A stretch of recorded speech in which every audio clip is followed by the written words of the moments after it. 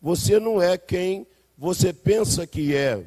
Às vezes, há atitudes nossas que nós mesmos nos surpreendemos e nós conseguimos ter essa compreensão que o Deus que nós servimos nos conhece muito mais do que nós mesmos. Mas nós conseguimos identificar melhor do que qualquer outra pessoa quem realmente nós somos, porque aquilo que somos se manifesta talvez em momentos e lugares que nós permitimos que isso aconteça, assim como em outros lugares nós não permitimos. No Evangelho de João, capítulo 1, verso de 19 até o verso de número 23. Evangelho de João, capítulo 1, de 19 a 23. Vamos ler em uma só voz? Este foi o testemunho de João, quando os judeus que lhe enviaram de Jerusalém, sacerdotes e levitas, para que lhe perguntarem: quem és tu? Ele confessou e não negou, confessou: eu não sou o Cristo. Então lhe perguntaram: quem és, pois? És tu Elias? Ele disse: não sou. És tu o profeta? Respondeu: não. Disseram-lhe: pois declara-nos quem és, para que demos resposta àqueles que nos enviaram. Que dizes a respeito de ti mesmo? Então ele respondeu: eu sou a voz do que clama no deserto, endireitai o caminho do Senhor, como disse o profeta Isaías. Vamos até o verso 28, irmão, para a nossa melhor compreensão. 24, por favor, até o 28. Verso 24, por favor. Capítulo 1, de 24 a 28.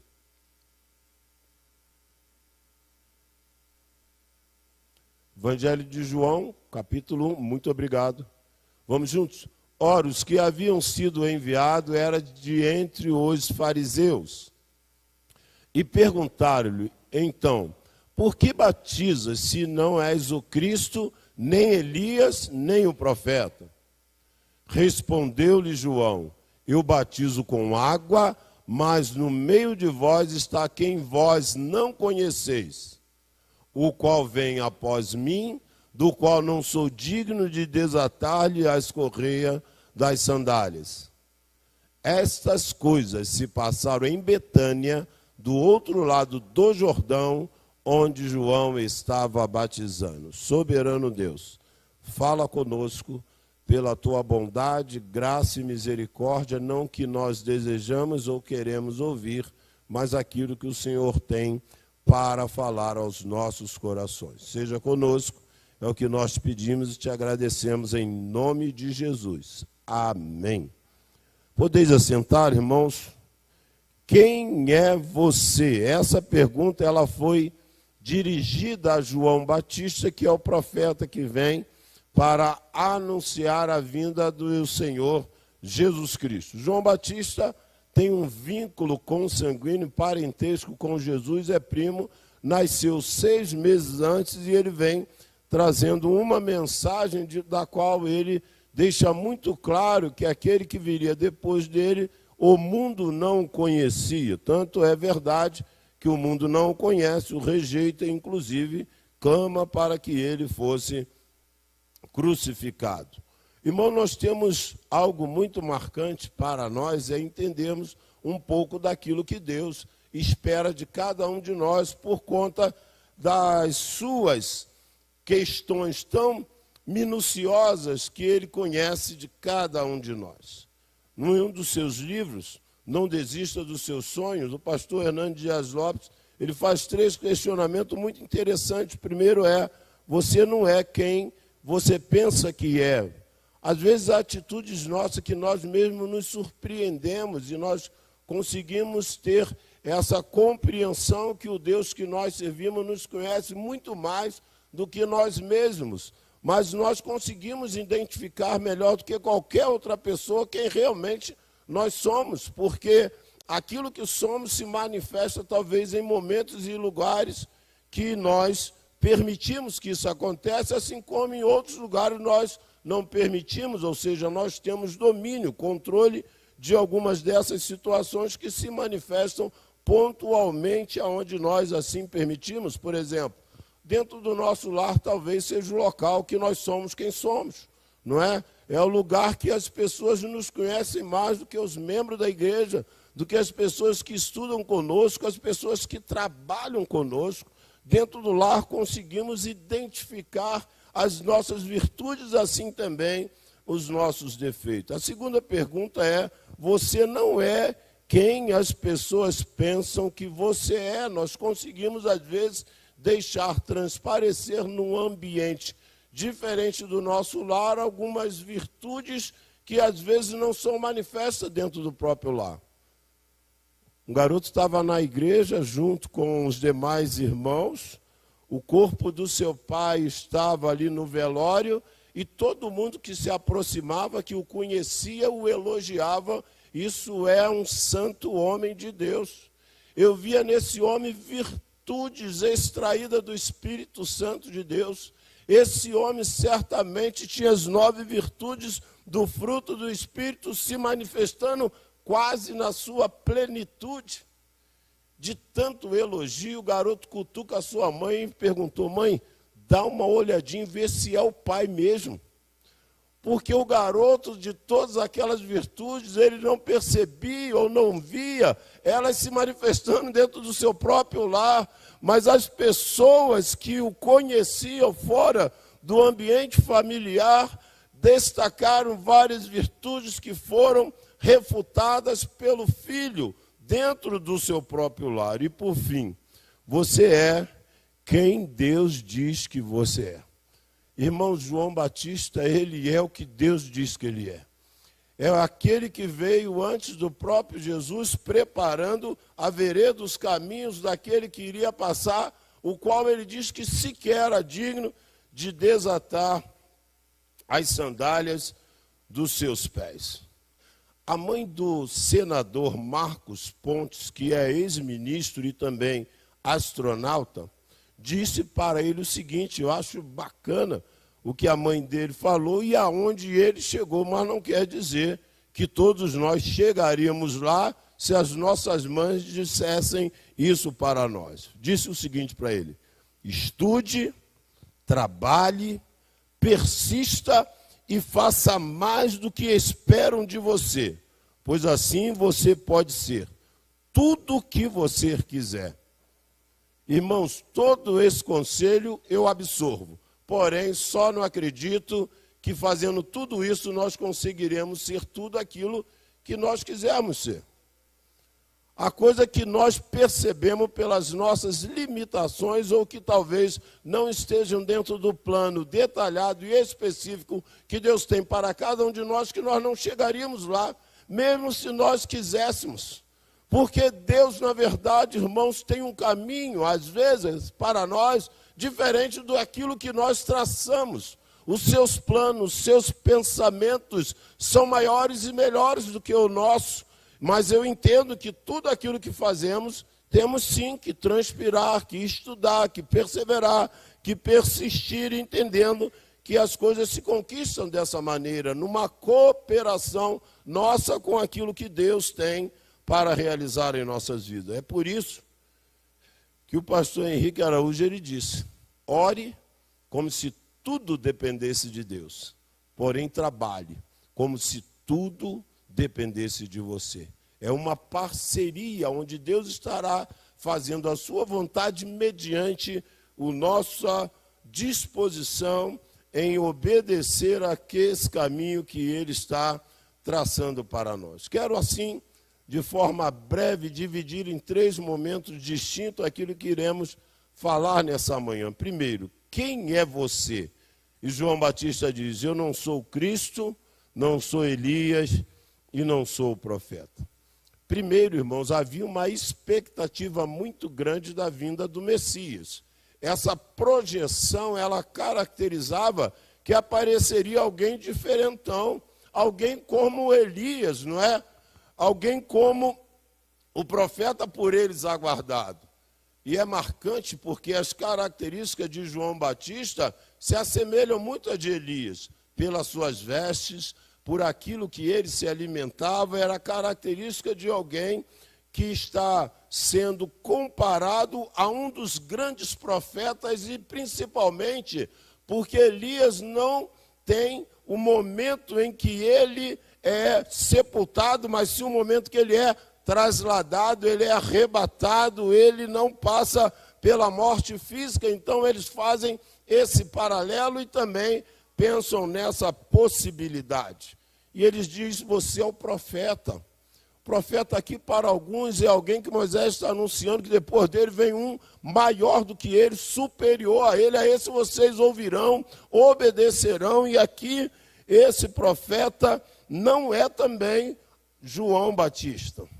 João Batista, ele vai deixar muito claro que ele é mero instrumento de Deus, preparando o caminho para aquele que vem após o seu anúncio, após ele preparar os caminhos do ministério terreno do nosso Senhor e Salvador Jesus Cristo. Irmãos, o que deixa muito claro para nós é que cada um de nós somos diretamente dependentes de Deus. Somos servos indignos a serviço do Salvador. Indigno porque não há em nós mérito algum que nós pudéssemos ser qualificados como merecedores da salvação em Cristo Jesus.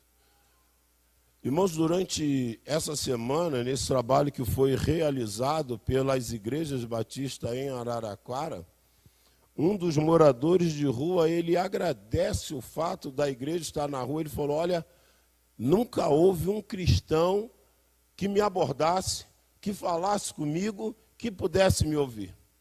Para nossa tristeza, irmãos, era mais um que estava afastado dos caminhos do Senhor. E a menção do versículo bíblico era por ele completado. Isso magoa, isso constrange, isso traz para nós uma responsabilidade enorme. Não é perguntar quem é você apenas, porque todas as vezes que nós perguntamos gera para nós uma responsabilidade muito grande em ter que ouvir, estar disponível a ajudar e orar também para que esse quadro seja completamente modificado. Quem é você? E João Batista diz: eu sou a voz do que clama no deserto. João está entendendo, irmãos, que o seu ministério, dado por Deus como profeta do Senhor, ele tinha uma mensagem poderosa, mensagem de arrependimento. Arrependei-vos e crede no Evangelho. Essa mensagem tinha como finalidade levar as pessoas ao arrependimento e, pela fé, crer em Jesus Cristo. Essa mensagem, irmãos, não era dele próprio, mas sim era a mensagem que ele anunciava vindo da parte de Deus para todos aqueles que o seguiam. João, ele tinha com eles discípulos, irmãos, e esses discípulos eram por ele dirigidos, orientados, mas sobretudo também eles seguiam mediante a mensagem que ele pregava vindo da parte de Deus.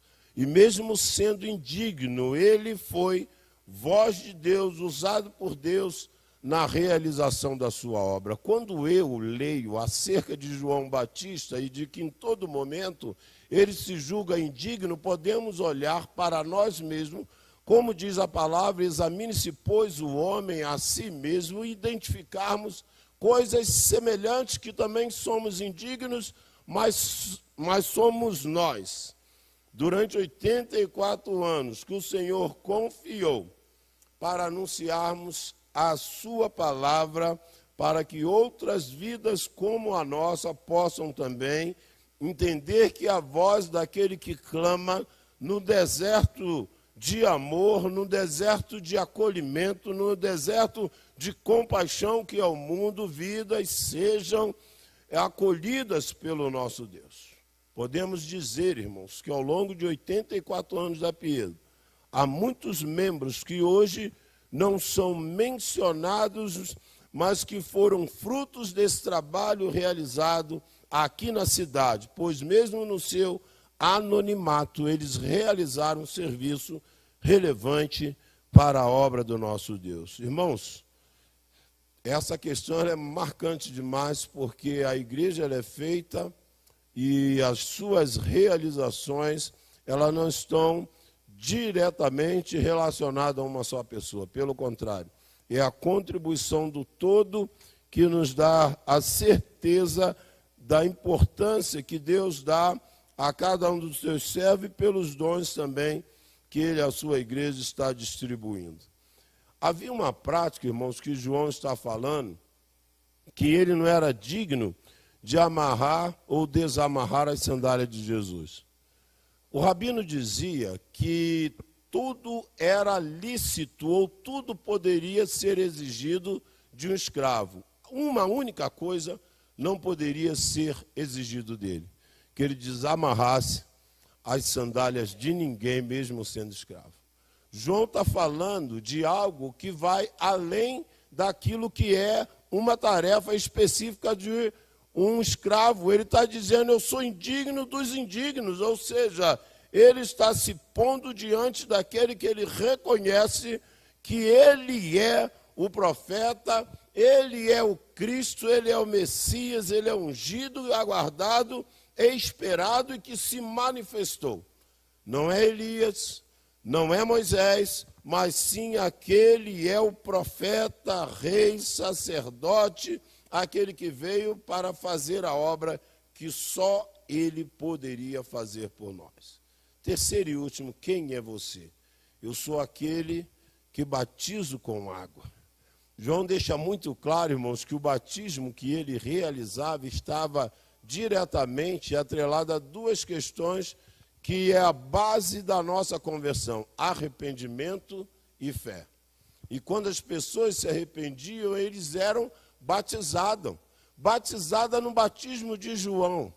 Há uma prática que alguns condenam, porém, ela tem base bíblica. O apóstolo Paulo, no capítulo 19 do livro de Atos, vai fazer menção de que 12 pessoas que eram apóstolos de João, que haviam sido batizados nas águas, sequer tinham conhecimento acerca do Espírito Santo, ou seja, a doutrina que eles haviam recebido, ela estava ainda precisando ser complementadas, até porque João falou, depois de mim vem um que batiza diferente. Ele não batizará com água, ele batizará com o Espírito Santo. Jesus delega aos discípulos batizar, ele não batizava, mas delega e também ele é batizado.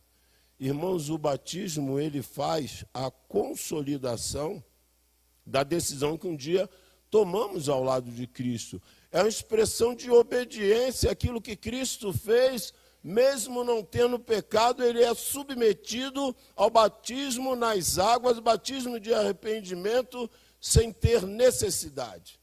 A Bíblia diz que Cristo vai nos dar o exemplo para que nós pudéssemos fazer o quê? Seguir as suas pisadas ou pisaduras. Ele está sendo submetido, mas aquele que o batiza, João, está dizendo que é indigno. E é marcante aqui que durante algum tempo houve vários questionamentos, dentre eles aquilo que não fazemos. Por exemplo, durante algum tempo, irmãos, houve da igreja romana o batismo por três.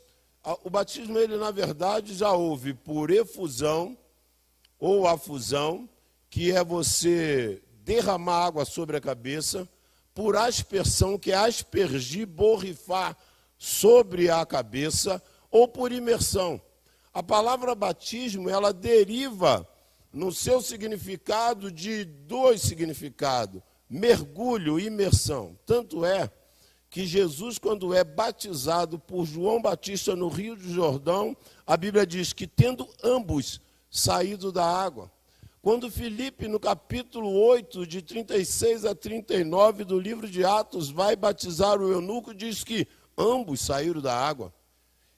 É incoerente, tanto Jesus que o João Batista e Filipe, eunuco, entrar dentro de um rio para dar uma borrifada de água na cabeça ou jogar um pouquinho de água na cabeça. Ninguém faria nada disso. Então fica notório, claro, que o batismo por imersão é uma prática desde o primeiro século da igreja que estava dando a demonstração agora que não só o batismo de João de arrependimento nas águas, mas também o batismo no Espírito Santo como prova, evidência de que aquela pessoa nasceu de novo. Esse batismo que, quando ele está sendo ministrado, aqui evidencia o que Cristo fez por nós. Porque ao mergulhar, ele morre e ao levantar, ele está ressuscitando para uma nova vida, viver uma vida de novidade. Aqui é a nossa semelhança com aquilo que Cristo fez, ou seja, todas as vezes que alguém está batizando, está relembrando o sacrifício de Cristo. Que ele morreu e depois ressuscitou. Quando nós somos batizados, o homem velho morreu, há uma ressurreição de uma nova criatura para viver em novidade de vida. Ainda que esse momento é simbólico, porque o batismo é um sinal simbólico, é um rito de iniciação numa igreja local, mas esse fato ele ocorre desde a nossa conversão. Marcos 16 diz Marcos 16, 15, 16 diz: aquele que crer e for batizado será salvo, aquele que não crê já está condenado. A Bíblia não diz aquele que não crê e não for batizado, sabe por quê? Porque o batismo é uma evidência daqueles que passaram pelo novo nascimento em obediência às Escrituras Sagradas, seguindo o exemplo de Jesus. Para nós, o batismo é uma ordenança, irmãos, não é um sacramento. No sacramento, que é um termo usado já após o Novo Testamento, eles acreditam que é um sinal visível de uma graça invisível, ou seja, o simples fato da pessoa participar de um sacramento confere a ela bênçãos, mesmo que ela não creia.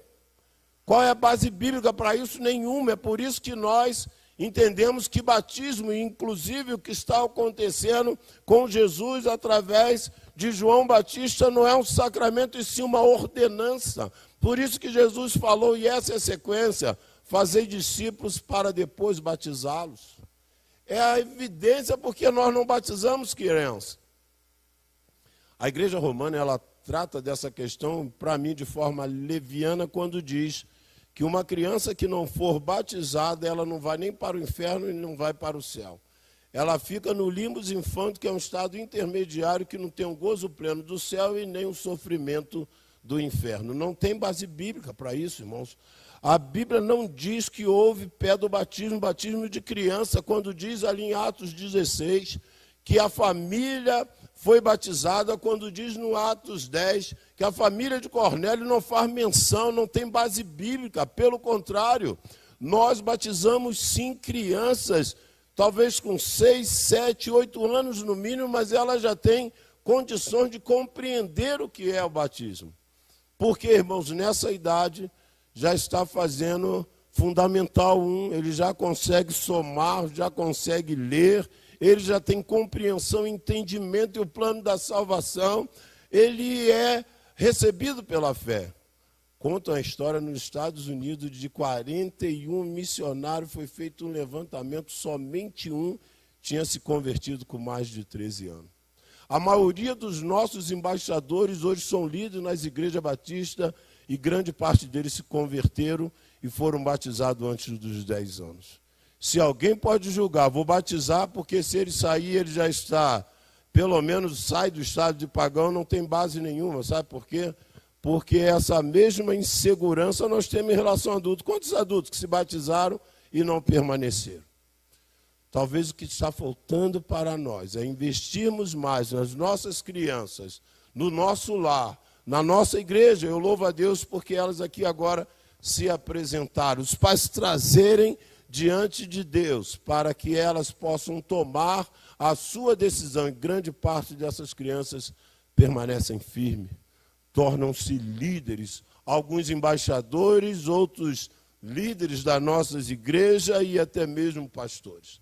Porque, irmãos, a consolidação daquilo que nós estamos compreendendo não se dá pelo batismo nas águas, mas sim hoje pelo batismo no Espírito Santo que ocorre antes do batismo na água. O batismo é um símbolo da nossa união com Cristo. É o que deve ocorrer como prova da nossa obediência a Deus. Por isso que o batismo não pode ser protelado, adiado, a não ser situações excepcionais como o do ladrão da cruz. Ladrão da cruz é um fato marcante que o batismo não salva, correto? Mas também nós vamos pegar em Jesus que o batismo é um ato de obediência a Deus mediante a essa ordenança que ele deixou para a sua igreja. E esse modo bíblico está justamente relacionado com arrependimento e fé. São os dois elementos essenciais para a salvação. E se eu me arrependo, aceito a Jesus pela fé, sou batizado no Espírito Santo e, consequentemente, em obediência às Escrituras Sagradas, sou batizado nas águas. Conclusão, irmãos. Quem é você? Se nós temos a mãe do senador, a mãe do astronauta, quando essa senhora traz essa mensagem, ele próprio falou, o senador, aqui a propriedade maior dele não é como senador nem como ministro, mas sim como astronauta. São pouquíssimos dentro desse universo de pessoas espalhadas pelo mundo que terão essa oportunidade. Então, estude, trabalhe, persista, faça mais do que esperam de você, pois assim você pode ser tudo que você quiser. Não dá para compartilhar com isso, irmãos. Todo esse esforço tem que ser feito, mas não tem nenhuma garantia que nós seremos aquilo que nós desejamos ser. Filho, às vezes, chega perto do pai, pai, quero ser astronauta, pai, quero ser jogador de futebol. Aí tu vê o garoto, manda lá 2 embaixadinhas, uma dificuldade enorme. Vamos pensar numa outra coisa, né? Vamos pensar numa outra atividade. Ou seja, então, não está meramente relacionado com isso, mas Max Lucado, ele diz algo que guardo até hoje, que diz o seguinte: você não pode ser qualquer coisa que você deseja ser, mas pode ser tudo o que Deus quer que você seja. Quem é você? Você precisa entender que você é quem Deus diz que você é. E nós podemos ser tudo aquilo que Deus deseja que nós sejamos. Porque se Ele, irmãos, tem nos chamado, Ele nos capacitará para a realização da sua obra.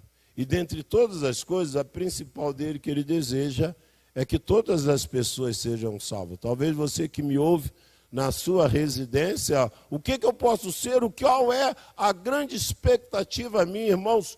Tudo que somos na esfera terrena honra-nos como pessoas do bem aquilo que fazemos.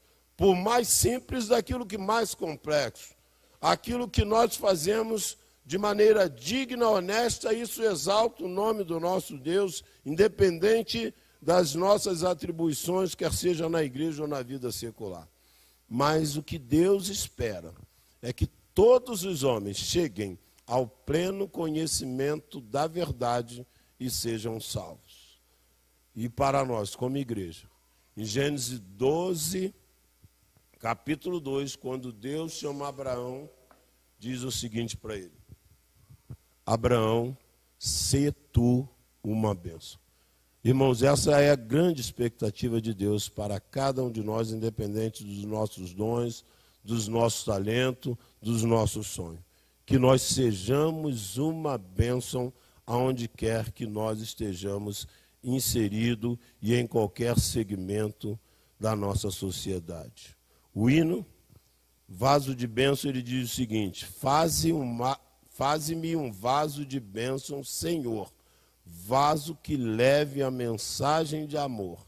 Eis-me submisso a teu serviço, eu me consagro, bendito Senhor. Que Deus nos abençoe, que continuemos sendo vaso de bênção na mão do nosso Deus. Quem és tu? Quem é você? Nós podemos ser tudo aquilo que Deus deseja que nós sejamos. Depende de nós nos colocarmos nas mãos do Senhor para que Ele possa nos usar com autoridade, ousadia e intrepidez na realização da sua obra.